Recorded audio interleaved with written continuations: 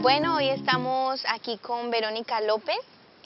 Verónica es líder social, defensora de los derechos de los presos políticos. Ha hecho un trabajo militante bastante fuerte con los presos políticos. Y bueno, hoy estamos compartiendo con ella experiencias de cómo ha sido este proceso de lucha, de cómo manejamos todo ese tema y queremos compartir un poco con todos ustedes. Hola Raquel, un placer estar acá contigo.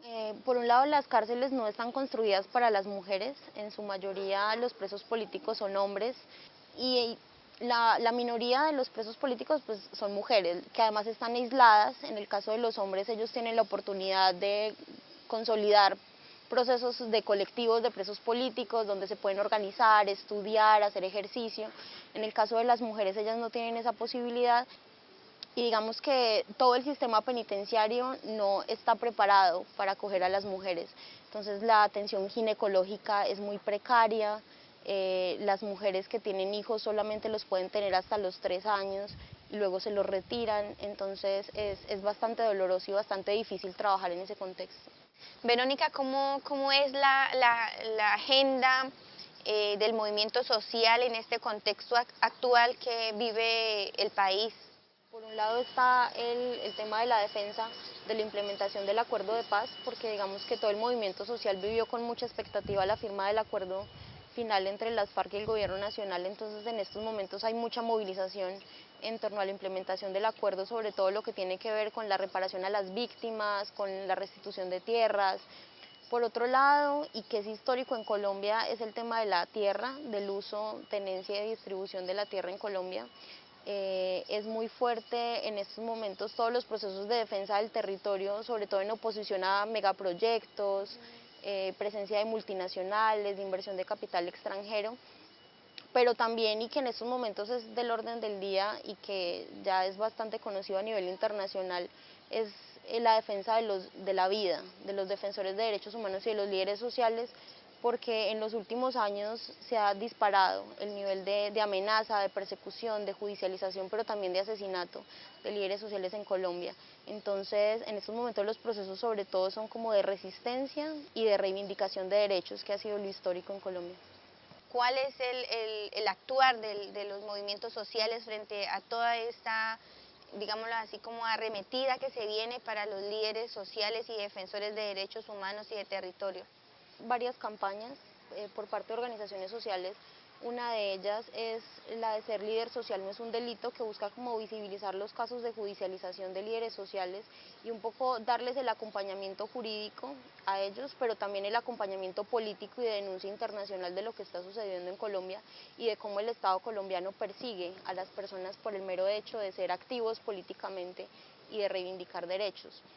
También está la campaña Que la paz no nos cueste la vida, que lo que busca es visibilizar las condiciones de riesgo y de precarización en la que viven los líderes sociales en Colombia y cómo en estos momentos en Colombia se está viviendo un genocidio del movimiento social, una situación de exterminio en contra de todos los pueblos organizados, de las comunidades organizadas. Para nosotros siempre ha sido muy importante el asunto de la movilización permanente, del salir a las vías, a las calles, de tener escenarios de discusión con el gobierno nacional, de, digamos, exigencia de derechos. Entonces, bueno, todo eso para nosotros es muy importante. Verónica, sabemos que haces parte de una editorial de un periódico. Queremos saber cómo ha sido el avance o cuál es la propuesta en sí del periódico como tal.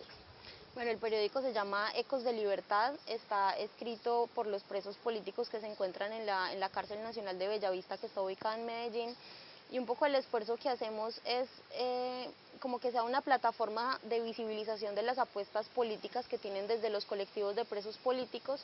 Entonces digamos que hay un apartado en el que ellos hablan del tema medioambiental y de los megaproyectos, pero también de denuncia de la situación carcelaria, porque en Colombia hay una profunda crisis relacionada con lo penitenciario y lo carcelario, porque hay más de 140.000 personas privadas de la libertad y digamos que están en unas condiciones absolutamente precarias, con un índice de hacinamiento de más del 50%, que en algunas cárceles alcanza a ser del 400%, donde no tienen acceso a salud, a educación, a posibilidades de emplearse.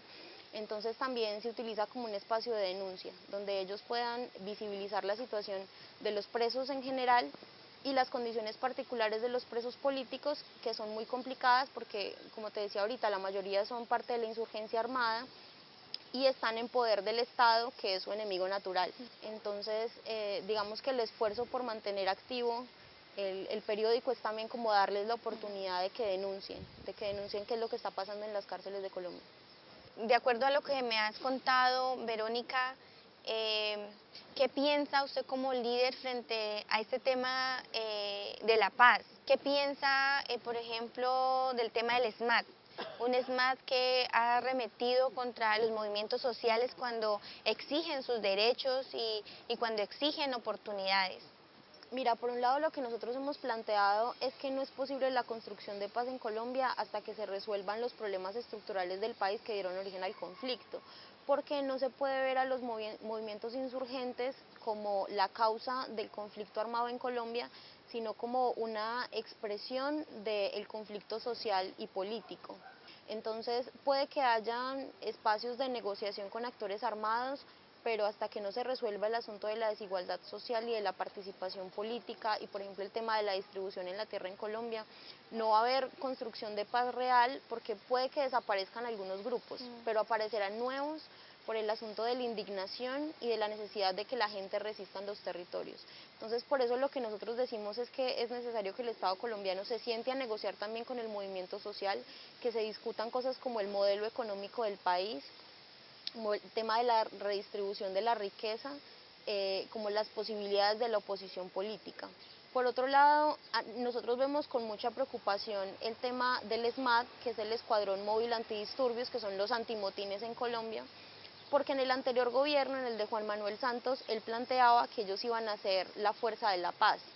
Y como un país que dice que es un Estado social de derecho y que vive en democracia, va a hablar de que un escuadrón tan absolutamente represivo, que además tiene tantas muertes y tantas personas que han sido heridas y mutiladas en el marco de la protesta social, va a ser, digamos que, el cuerpo de la paz. Y la respuesta del gobierno colombiano, en lugar de ser el atender las demandas de la gente, el garantizar los derechos humanos, lo que hace es enviar el ESMAD a reprimir, buscar cómo golpear, cómo disolver las manifestaciones, cómo desbloquear las vías y cómo judicializar a las personas que están haciendo un ejercicio legítimo de reivindicación de derechos. Entonces, lo que nosotros creemos es que el ESMAD tiene que ser desmantelado y que no ofrece las garantías en cuanto a respeto de los derechos humanos para que siga operando. Muchas gracias, Verónica, por compartir su experiencia y su liderazgo aquí con nosotros. Es de grande aprendizaje y también de construcción de día a día podernos fortalecer más en este proceso de lucha y de resistencia. Raquel, dada tu experiencia organizativa y de militancia política, ¿cómo ven esa articulación entre las reivindicaciones propias del ser mujer, pero además también ser indígena? Creo que la lucha por la reivindicación de las mujeres indígenas ha sido un proceso bastante complejo porque consideramos que nosotras como mujeres tenemos una responsabilidad mucho más grande, ya que nosotros cuando somos líderes nos entregamos más fuertemente al proceso organizativo, a defender los derechos de las comunidades, del territorio, porque además ya nuestros hijos no son los hijos que tenemos de sangre, sino todos, y por eso luchamos por todos, pero también es complejo. Ya lo ven a uno como que bueno, una mujer joven no tiene hijos, tiene que estar preparada para ser líder y estar preparado supuestamente es tener hijos, sin desconocer que al ser indígena sufrimos pues como 3 veces la discriminación, uno por ser mujeres, por ser indígenas y por ser líderes, pero hemos demostrado que somos capaces y mucho más, tenemos líderes muy fuertes, de hecho en el pueblo Nasa tenemos una líder muy grande que es histórica, que es la Gaitana, y desde ahí se ha desprendido muchas líderes. También consideramos que nosotras las mujeres tenemos que llegar con propuestas de mejorar, de fortalecer, de ampliar, de crecer. Sí, es un reto que tenemos no solamente las mujeres indígenas, sino todas las mujeres en general. Poder hacer respetar nuestros propios derechos como personas, como individuos, pero como líderes también. Bueno, Raquel, tú eres líder indígena desde hace varios años, haces parte del pueblo Nasa que Además, en Colombia es un referente para muchas organizaciones el tema de la resistencia y las luchas ancestrales por la defensa del territorio. Cuéntame, ¿cómo es esa lucha por los derechos colectivos? La lucha por nuestros derechos colectivos está enmarcada aún más en poder defender la vida, que para nosotros la vida es el territorio. Nosotros sin territorio, pues siempre lo hemos dicho en muchos espacios, no somos nada, sin territorio no podemos tener educación, salud, ni mucho menos practicar nuestras propias formas de vida, nuestra propia cultura, nuestros propios procesos políticos, culturales, sociales, pero además de eso a defender los derechos que como pueblos indígenas tenemos dentro de un territorio, y no solamente dentro de un territorio, sino también cuando salimos. Nuestro pensamiento como pueblos indígenas siempre es colectivo, es vivir en armonía con nuestra naturaleza, no es vivir mejor porque consideramos que el que vive mejor es porque vive por encima de otro. Entonces siempre estamos como en ese proceso de nuestros planes de vida, donde está enfocado nuestra propia educación, nuestra propia espiritualidad, nuestros propios procesos políticos, organizativos, culturales, nuestra propia justicia propia desde la ley de origen. Y hoy, como pueblos indígenas solos, no podemos. La represión de los estados hoy en día es a los de abajo, a los que piensan diferente a él, y siempre el Estado piensa como en fortalecer a los más ricos y a la élite, al neoliberalismo, al capitalismo. Entonces siempre es como poder enlazar redes entre otros sectores sociales que también tienen la misma lucha, que somos diferentes pero tenemos la misma lucha, el mismo objetivo, que se nos respeten nuestros derechos. ¿Cómo ves el cuidarnos física y emocionalmente? ¿Cómo lo viven y qué podemos hacer para proteger a nuestros líderes? Hoy no le estamos como dando el valor suficiente a un líder social, a un líder indígena que lucha por un colectivo en general. Las cifras de asesinato a líderes sociales es muy alto y no nos podemos seguir quedando con que fueron asesinados, asesinaron a tal líder, pero al día de mañana lo olvidamos. Tenemos que ser conscientes que a un líder hoy lo decapitan políticamente, pero no solamente es eso, sino también que lo asesinan o lo desaparece. Muchas veces se está mucho más trabajando por lo colectivo. Soy líder para todos y soy líder para representar todo un derecho de un colectivo, pero ¿quién está velando por mi familia en sí? O aún más complejo, ¿quién está velando por mí como líder?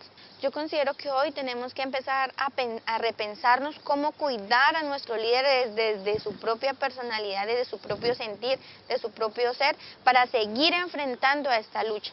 ¿Tú cuál crees que debe ser el papel que jueguen los medios de comunicación en estos procesos de lucha en contra del racismo, del colonialismo, del patriarcado? Hoy nos hemos dado cuenta que la mayor parte de medios de comunicación convencionales son pagados por las estructuras del Estado, y no solamente por las estructuras del Estado, sino también por los que manejan todo el tema del capitalismo y la economía más grande de los países. Considero que una de las reglas principales que tenemos que tener los movimientos sociales de abajo es fortalecer mucho más los medios de comunicación alternativos. Medios de comunicación que estén dispuestos a pasar la realidad de las cosas que pasan y poder denunciar todos estos atropellos que pasan día a día, porque los medios de comunicación convencionales muestran lo que se les paga a que tienen que mostrar. ¿Sí? Se está vendiendo una imagen completamente falsa de la verdadera realidad que pasa en Colombia. Como pueblo indígena, ¿cuál es la apuesta que tienen por la construcción de paz? ¿Cómo ven la paz desde los territorios? Bueno, nosotros como pueblos indígenas siempre hemos dicho que la paz empieza desde nuestros propios corazones, hablando con nuestros propios abuelos alrededor del fuego, hablando con nuestros jóvenes, con nuestros mayores, afianzando mucho más esa comunicación entre nosotros como pueblos indígenas, fortaleciendo más nuestros planes de vida, fortaleciendo mucho más nuestro buen vivir, nuestra alimentación, nuestra espiritualidad. Nosotros siempre lo hemos dicho que el posconflicto va a traer muchas consecuencias mucho más graves y mucho más difíciles, y la estamos viendo. Hay mucho desplazamiento, y no solamente eso, hay pueblos indígenas donde se están muriendo físicamente de hambre, Entonces hay una desigualdad total en Colombia que consideramos que una de las estrategias para que realmente haya paz es garantizar una igualdad, una equidad, donde haya realmente garantías para la salud, para la alimentación, para el bienestar. Y eso en Colombia hoy no se está viendo. Al gobierno, a los estados no le interesa la salud de los colombianos, sea indígena, afro o de clase media o baja. Por eso nosotros los pueblos indígenas nos hemos enfocado en fortalecer nuestros controles territoriales en defensa de nuestro territorio, pero ahí mismo fortalecer nuestra propia producción autosostenible y poder fortalecer nuestra propia salud, nuestras propias formas de vida, pero sobre todo fortalecer mucho ese sentimiento que nazca de la unidad, del ser indígena, del trabajar en colectividad para poder resistir a lo que pueda llegar. Raquel, ha sido un placer estar acá contigo. Yo creo que siempre para nosotros será una inspiración los procesos organizativos y de resistencia y defensa del territorio de los pueblos indígenas. Siempre estará la posibilidad de aprender, y yo creo que en estos momentos lo más importante para el movimiento social en Colombia es avanzar hacia espacios de unidad y de intercambio de experiencias y de saberes. Muchas gracias. Igual, Verónica, muchas gracias por compartir las luchas, porque lo más importante es que no importa si es indígena, afro, campesino, considero que todos debemos estar unidos por un solo objetivo. Somos diferentes, pero nos une un objetivo y una meta. Y bueno, muchas gracias por compartir sus experiencias, he aprendido mucho de usted y bueno, esperamos que nos vaya bien y seguir en este proceso de lucha.